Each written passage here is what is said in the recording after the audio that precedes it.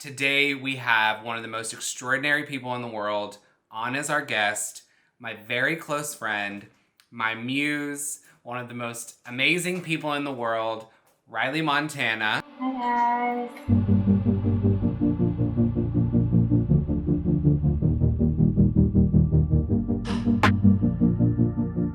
Let's go ahead and roll all the footage of the years of work that Riley and I have done. Roll it now.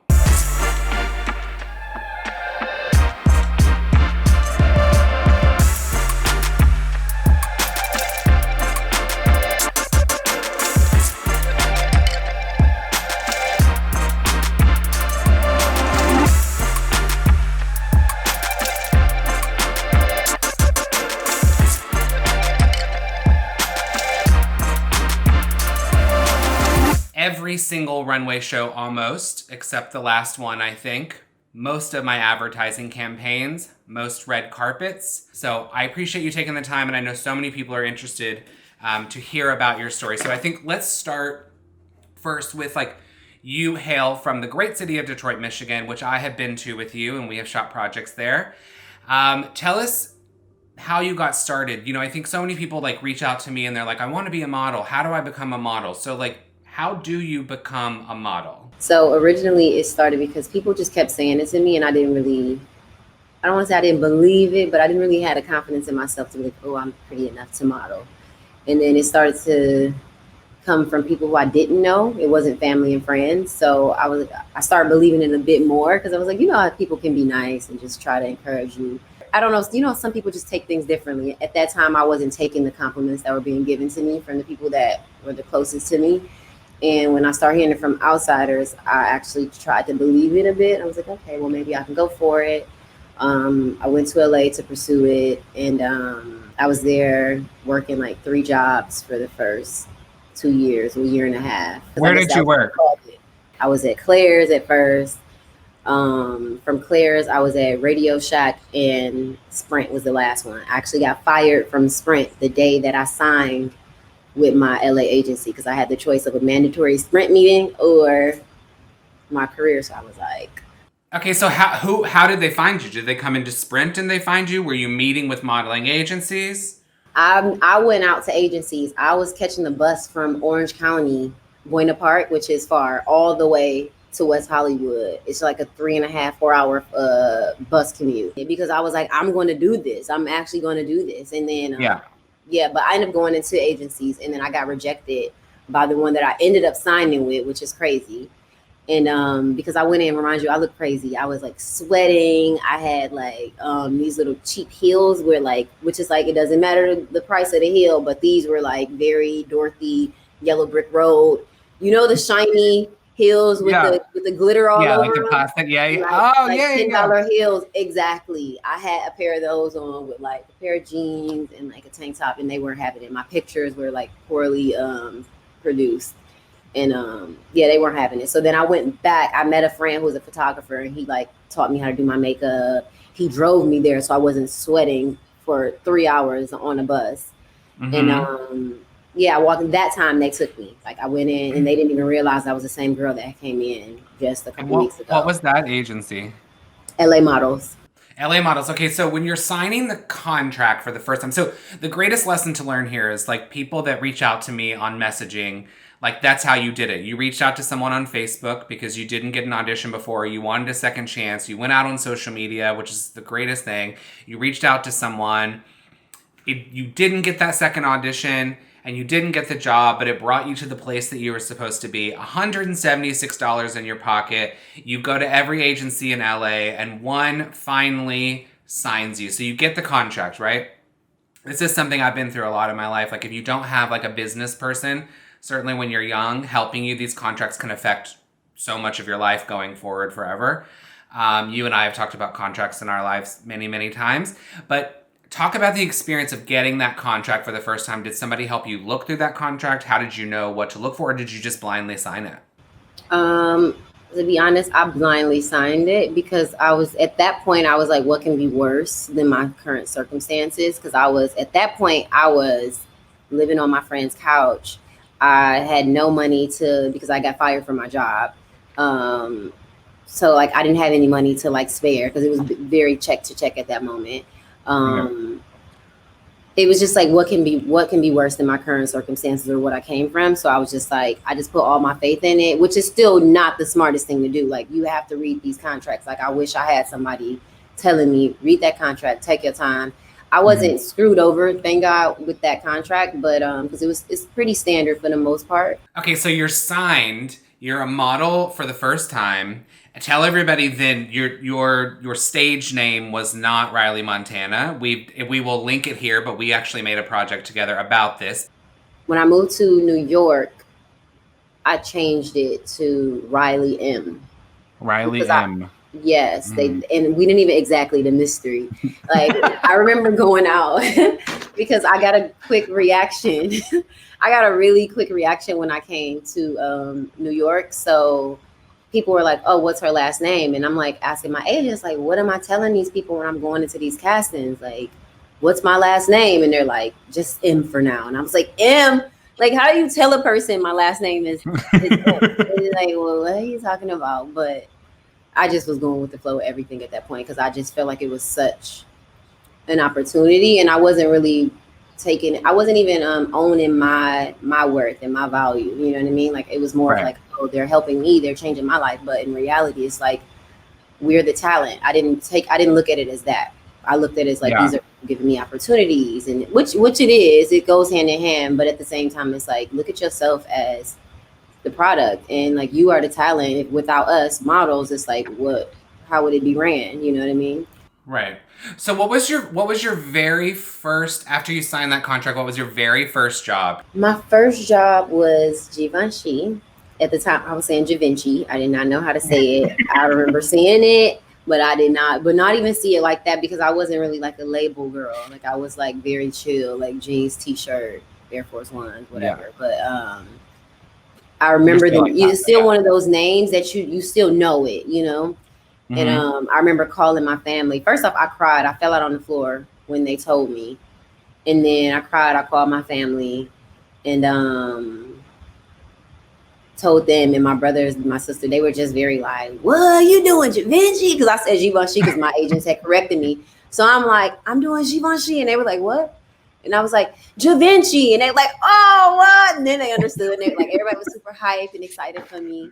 But when I went to that shoot, I mean, I think because I came in, a lot of things that the agents, I don't know if they know, but when they put the pressure on the girl of telling the girls like, oh, this is this person, they're this big, and you should do this, they don't like that. It puts so much pressure on the girl because Yeah. then you're scared to be yourself. And I came in with the pressures of them changing my name from Ebony, as you know, to Riley because it was too black, and they didn't want me to be another black girl from Detroit named Ebony, which is no other black girl's name Ebony from Detroit as models. But I didn't know that. It was just like, okay, like I was Yeah. literally just like whatever, like I'm trying to get out the hood, I'm trying to get my family out, like let's, okay, I'm with it. And so I came in with all those pressures of being scared to speak in my accent, own up to my name, and then thinking like, okay, these people, okay, these are huge people, and like how are they? Okay, I can't do this, I can't look at them like this. Oh, they run the industry. So I came in with that pressure of like, I don't know, just fear of being myself, or just even like living in the moment of like, you on set with Erica Badu, Ricardo Tiski, you know what I mean? Like the biggest people, the heaviest hitters in the game, like, and you're here working with them, Martin Marcus.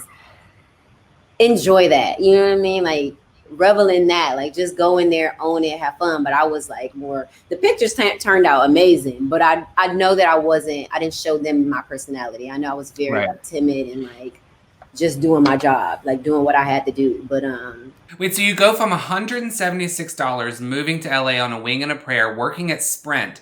You get fired from Sprint because you skip your meeting to go to an agency.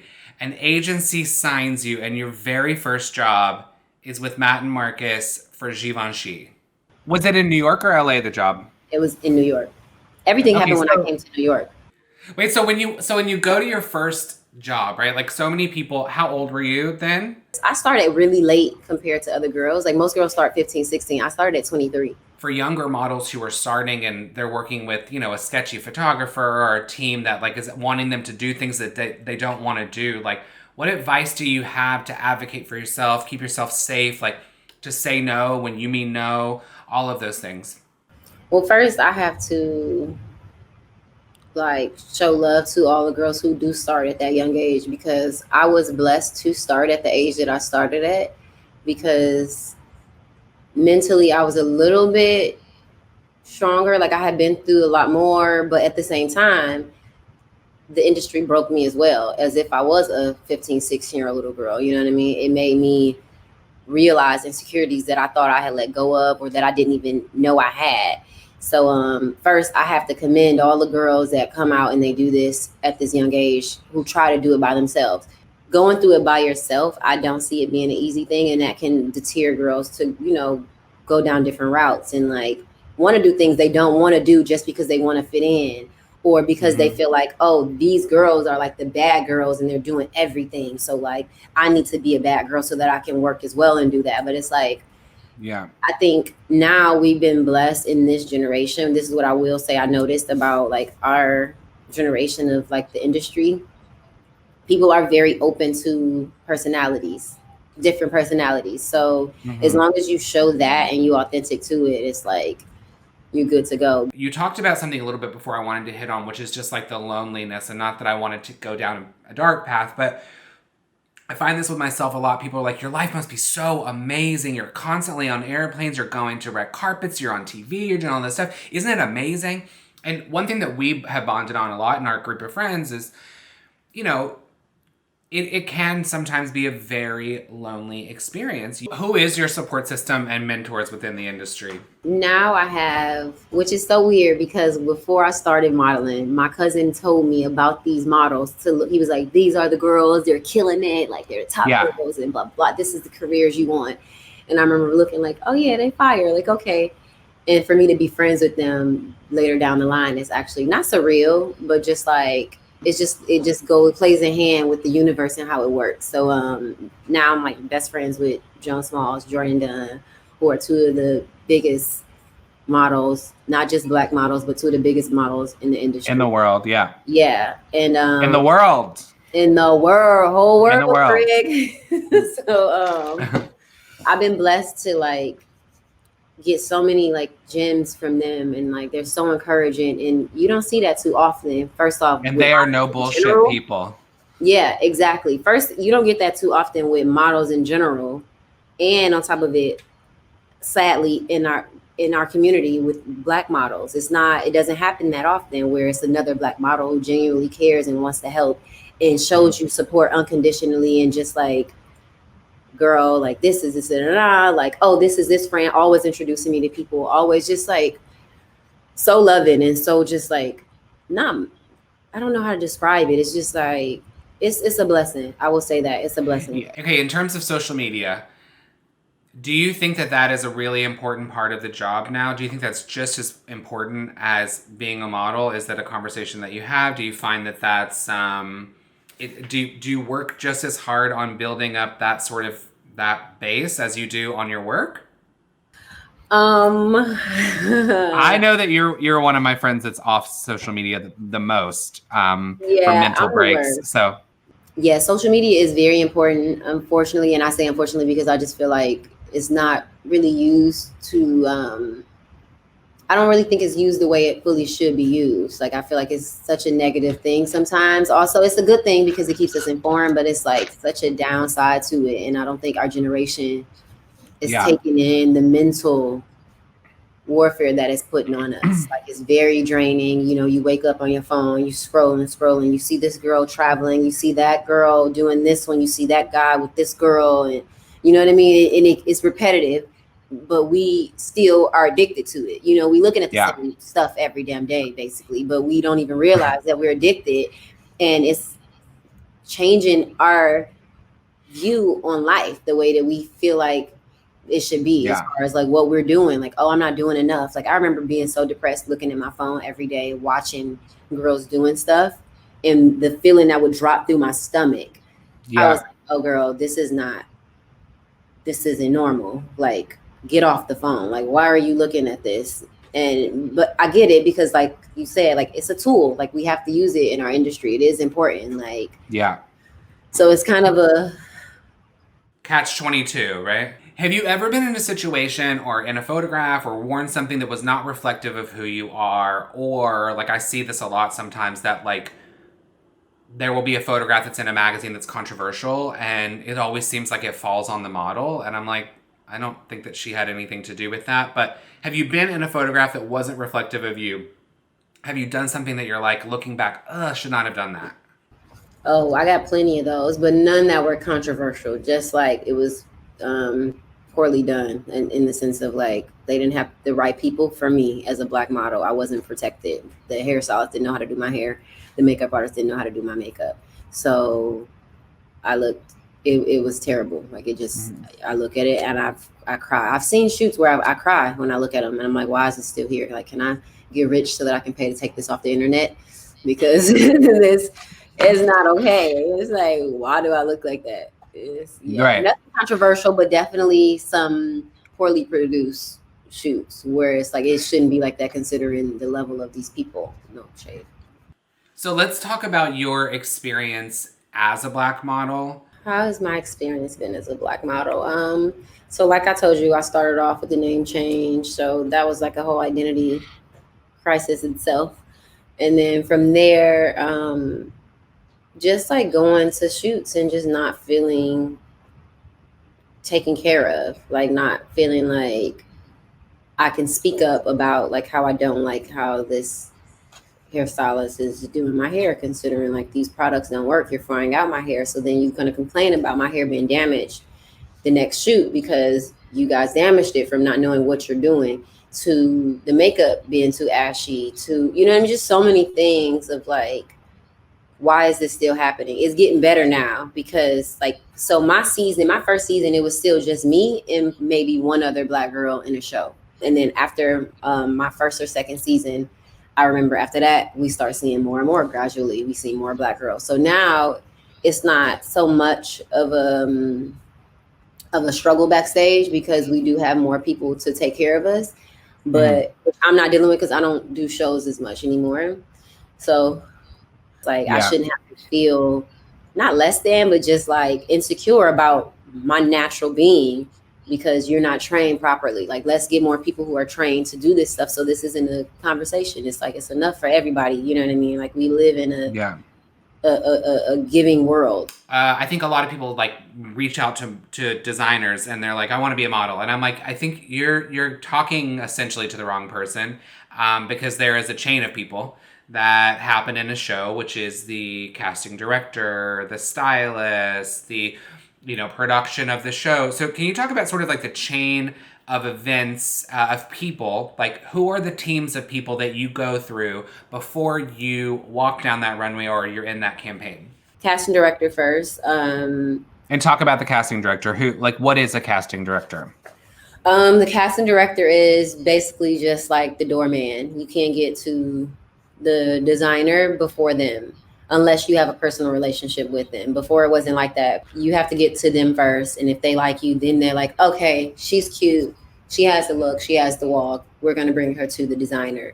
And then from there, it'll be the designer and the stylist. And then they both have to cohesively agree. Most of the time, if the designer is like, yes, I love her, the stylist will jump on board. Do you think that there is a benefit, or do you think that's very important to have a personal relationship with designers if you can? I think what the greatest times that I look at in fashion, like, I'm a big Halston fan. So it seemed that Halston really just had the personal relationship with the women, which I try to do. It works better for me. But like, can you talk about that relationship and that importance with, you're not just close to me, you're close also to many other designers that love you and see you as a muse. So can you talk about the importance of that relationship? I personally, I think it's very important. But once again, like in this generation, like in the realm of how it is now, a lot of people see girls as disposable. So I do think it is important because it reads better. Like you can see, it just reads better. Like the art that comes out of the personal relationships, I feel is so much more beauty to it than like when you just see a girl and you use her and then like, are you on to the next? So I think it's important because then at the same time, like we have to work together. Nobody wants to just be around a bunch of people that they don't know all the time. Okay, so every person transitions to something else in her life, and I know you to be an actress and a singer, and you're a great singer. So I'm wondering if you can tell us, or if you can tell the world, because I know, but if you can tell the world, what is next for you? I am working on my acting and my album. I've been singing since I was a kid, and I kind of put that to the side for many years just because I got very complacent with modeling. And until I wasn't happy with modeling in Mm-hmm. the sense of like I wasn't expressing myself, I was very just stagnant. And then I started to get back into my music. So I just finished my EP like a month ago. I finished it, and I'm waiting for them to like finish producing it, which should be hopefully by January. And I might Okay. drop my single early to 2021. I'll be dropping my first single and visuals with it. We're getting a first single early 2021, and I'm telling Jesse and visual. I'm very excited. We know that you are going into different projects, and one of the greatest things that I've gotten from you in our lives, besides friendship, is we have so loved working with you on camera. Jesse and I, who've shot you many times, went to school together to make photographs and films, and there is no one in this world who can fill a camera and bring something to life as much as you. I remember the first time we heard you sing. We were in Detroit, and we were actually at your church where you grew up, and we were gonna go film a scene there. And you have friends who are like, I can sing, or like I'm an actor, and you go see them and stuff, and you're like, yes, you know what I mean? It's kind of like your little niece or nephew that you're like, go for that. You know what I mean? But also don't be Right. scared to go to law school. Um, you know what I mean? So like you're always like waiting a little bit. You're like, oh, can she, I hope she can sing. And I remember saying to Jesse in the car, because we have a full film crew there. It was like a movie. Yeah. I'm like, oh God, I hope she can sing. And it was like the first time you had done it in a while, and you turned around and you turned away from all of us and you sang in this church, and people were crying. I was like, wow, not only can she sing, but she can like really, really, really sing. Can you tell us just really quick your biggest, like what you love about modeling the most, and any advice to young people? I know that right now in our generation, like on social media, it makes you just want to be a rapper, singer, basketball player, actor, whatever. We need others. Like the world wouldn't go around if we didn't have the doctors, the lawyers, like all these other essential workers. So it's like, don't limit yourself to be something that you think looks cooler. You don't feel it within you. Don't try to do it just because it looked good on the gram. Like y'all got so much more potential. I feel like this generation is far off better than us. Some of them are a little crazy, but for the most part, like they were raised right. They have their minds right. They know what they want.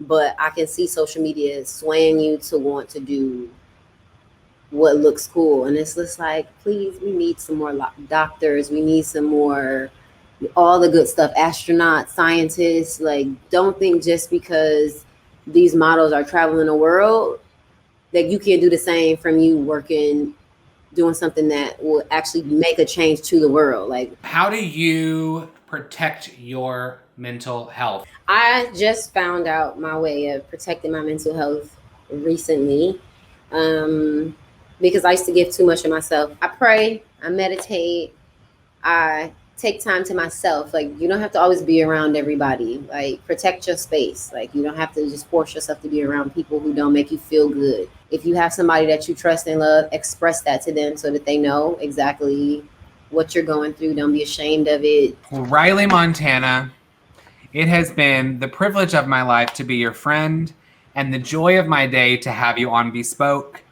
You have, as I said, changed my life, given me my career, and I am indebted to you and so grateful to you. And thank you, thank you, thank you for sharing your time with us today. I know that your story is like so many others, and I know that it will be helpful. You have pulled the layers back on modeling for us today, and I know so many people will be so happy to have that information. I love you dearly. Love you. Thanks for having me.